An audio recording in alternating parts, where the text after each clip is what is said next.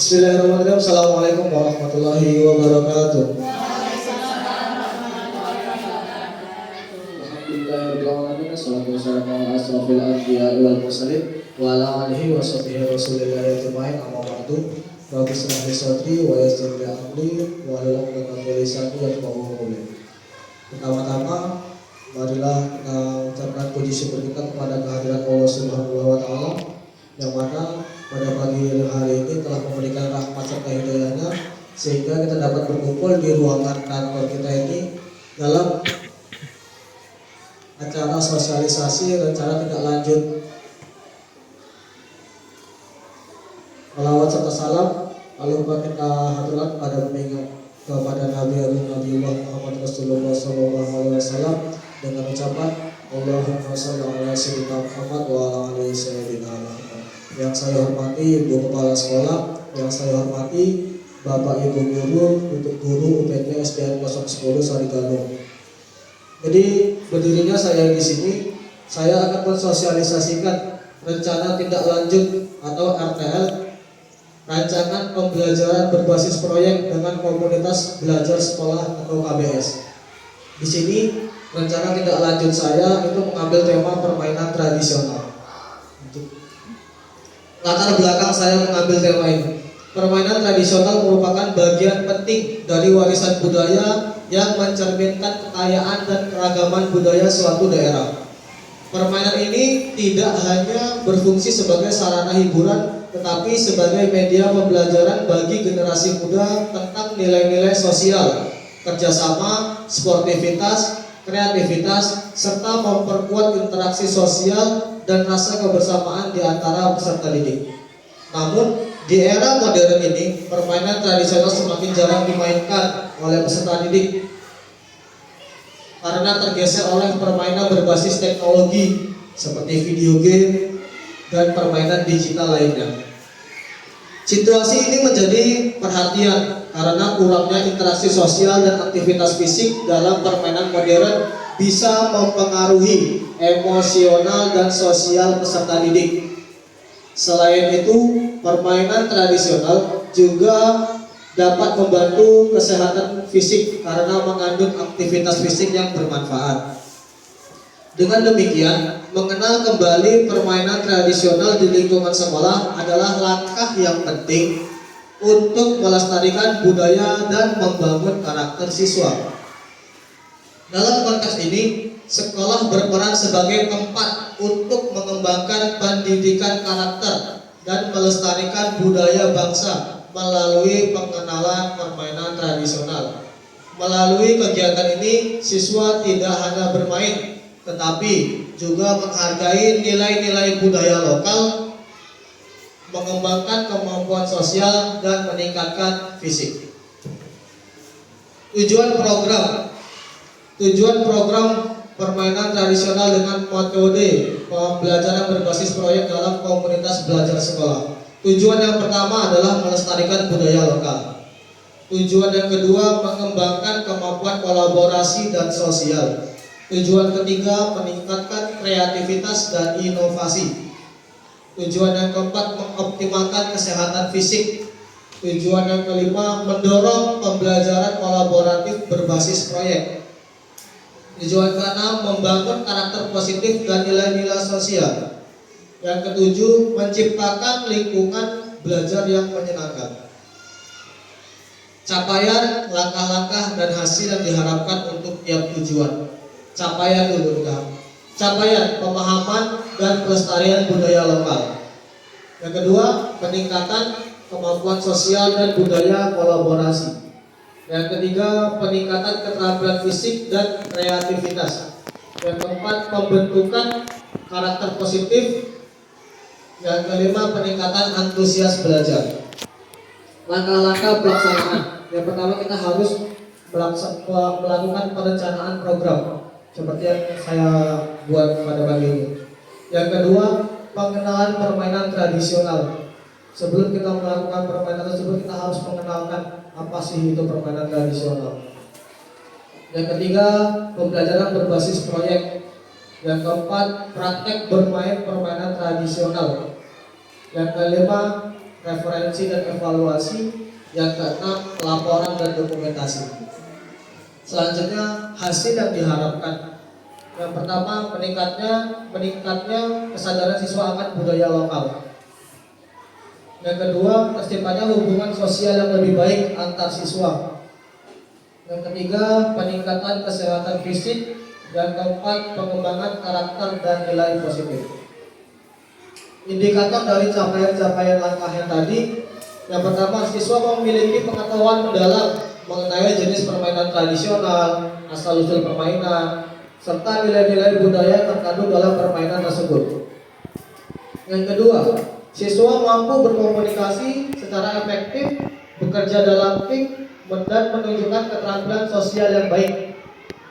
Yang ketiga, siswa menunjukkan peningkatan dalam keterampilan motorik dan kreativitas, baik dalam permainan maupun memodifikasi permainan tradisional. Dan keempat, siswa mengembangkan karakter positif seperti sportivitas, kejujuran, kerjasama, dan rasa tanggung jawab. Yang kelima, siswa lebih termotivasi dan antusias dalam mengikuti proses pembelajaran yang dikemas dalam permainan tradisional. Yang keenam, terjalinnya hubungan yang harmonis antara siswa, guru, dan komunitas sekolah dalam rangka melestarikan budaya lokal dan mendukung proses pembelajaran. Yang ketujuh, siswa lebih aktif bergerak dan mengalami peningkatan kesehatan fisik berkat keterlibatan dalam permainan yang memerlukan aktivitas fisik. Struktur program dalam komunikasi belajar. Target peserta itu kelas 4, 5, dan kelas 6 SD. Jumlah peserta didik sekitar 60 siswa. Usia peserta rentang antara usia 10 sampai 12 tahun. Pengaturan program dilaksanakan selama 1 bulan. Dilaksanakan pada hari Sabtu. Jadi 1 minggu sekali. Setiap bulan ada 4 kali pertemuan. Ruang itu dilakukan di halaman sekolah. Komunitas belajar kita menggunakan komunitas belajar Zeneksa. Guru PJOK di sini sebagai fasilitator ya, atau sebagai tempat penyedia baik media ataupun teori-teori yang lainnya. Guru kelas sebagai membantu dalam mendokumentasikan hasil kegiatan. Jadi kita sebagai komunitas belajar kita saling bersinergi antara fasilitator dan guru-guru yang lain, sehingga terciptanya suatu kegiatan yang benar-benar berjalan sesuai dengan apa yang kita rencanakan. Selanjutnya orang tua. Orang tua juga dapat diundang untuk menyaksikan permainan yang dilakukan oleh anak-anaknya serta memberikan dukungan kepada anak-anaknya. Rencana evaluasi, lini masa evaluasi. Untuk tahap pertama yaitu awal program, menilai pengetahuan dasar siswa tentang permainan tradisional dan kesiapan fisik mereka. Ini kita buat seperti pretest. Nah, jadi kita memberikan beberapa soal dan memberikan beberapa permainan. Apakah mereka dapat bermain dengan permainan tradisional tersebut sebelum kita melaksanakan program berikutnya. Selanjutnya tengah program, mengobservasi partisipasi dan keterlibatan siswa dalam permainan. Akhir program, refleksi kelompok dan individu serta penilaian terhadap keterampilan fisik, kerjasama, dan sikap peserta didik. Ini akhir program ini adalah kita penilaian setelah kita melakukan program.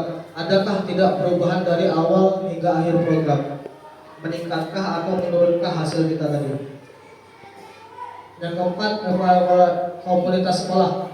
Dukungan dari kepala sekolah, guru kelas, orang tua, dan komunitas sekolah untuk membantu pelaksanaan dan evaluasi program kita ini.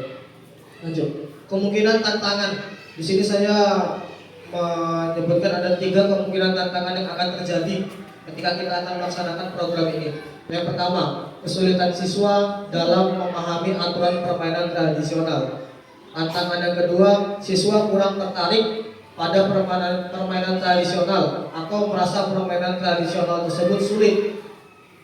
Dan ketiga, keterbatasan waktu untuk melaksanakan refleksi yang mendalam. Selanjutnya, saya juga selain memberikan kemungkinan tantangan, saya juga langsung memberikan solusi dari tantangan-tantangan tersebut. apabila tantangan tersebut muncul ketika proses perencanaan yang kita laksanakan berjalan. Solusi untuk tantangan yang pertama, menyederhanakan peraturan permainan dan memberikan demonstrasi langsung agar siswa langsung mempraktikkannya. Jadi kita sebagai fasilitator, sebagai guru, kita memberikan praktik langsung di depan anak-anak sehingga anak-anak bisa langsung mengerti, tidak bingung. Tantangan yang kedua, menyesuaikan permainan dengan elemen yang lebih menarik dan relevan dengan kehidupan sehari-hari. Misalnya mengkombinasikan permainan gobak sodor dengan elemen seperti kelompok tugas kreatif. Jadi misalnya kita sini ambil contoh permainan gobak sodor, itu kita membentuk sebuah kelompok. Selanjutnya tantangan yang ketiga, solusinya adalah mengalokasikan waktu refleksi yang cukup di akhir setiap sesi dan memberikan kesempatan kepada siswa untuk berbagi pengalaman secara bergiliran. Lanjut, penutup. Pembelajaran berbasis proyek menggunakan permainan tradisional diharapkan dapat meningkatkan keterampilan fisik, kerjasama, serta pemahaman budaya di kalangan siswa kelas 4, 5, dan 6. Pembelajaran yang berpusat pada peserta didik memberikan kesempatan bagi mereka untuk aktif dan membangun kreativitas. Rencana tidak lanjut dari program ini adalah dokumentasi kegiatan dan refleksi untuk perbaikan di masa yang akan datang. Catatan, rencana ini bertujuan untuk menciptakan pembelajaran yang menyenangkan dan mendalam melalui permainan tradisional serta mengembangkan keterampilan sosial motorik peserta didik. Diharapkan melalui proyek ini, peserta didik dapat mengenal dan melestarikan budaya sambil belajar tentang pentingnya kerjasama dan sportivitas. Sekian, terima kasih. Mungkin itu saja yang dapat saya paparkan dari rencana-rencana saya. Apabila ada dari Bapak atau Ibu guru yang ingin memberikan pertanyaan kepada saya persilakan.